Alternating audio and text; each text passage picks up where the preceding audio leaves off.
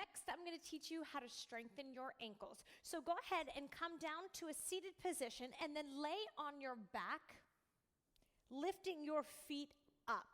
It doesn't matter if your knees are slightly in front of your hips or anything like that. You do want to make sure that your entire spine is long and pressed into that mat.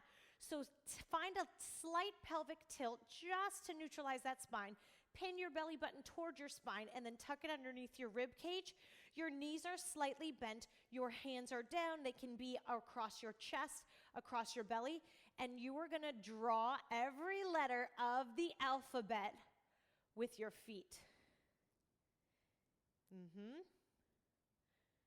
You can do this once through, twice through. If you do it more than once, I encourage you to reverse the direction of your alphabet.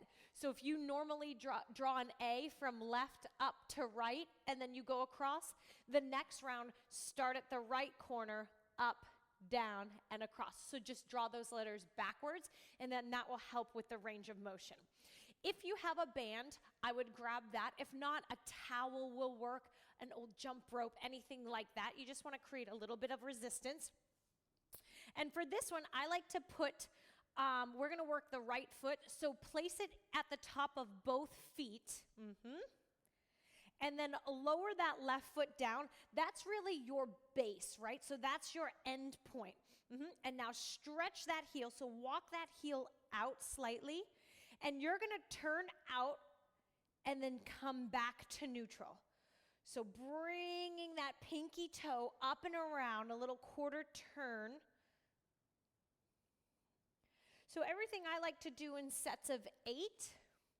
So once you've finished 8, go ahead and bring that foot neutral. And now you're going to sweep that big toe in and then drive it to neutral. Sweep it in, drive it to neutral. Pay attention to your knees because it's really easy to get that. And that's really an internal rotation into your hip. So you're not really isolating that ankle joint. So keep that kneecap facing the ceiling. Keep those hips hip distance apart instead of curling it in. And then you can do a whole half moon. So big toe in, pinky toe out. Nice and smooth. Be careful not to sickle your foot, right? So you don't want to curl it and wrap it around. Try to keep the shoelace, the top of that foot, facing the ceiling the whole time. So of course you would want to do those on the other side. And then another one, go ahead and take that band, lengthen your leg, and then place it right at the ball of your foot, so where that padded part of your foot is, and then go ahead and pull back. So there's automatically some resistance. You'll start to feel that in your ankle. And then I want you to drive the ball of your foot down and then point your toes.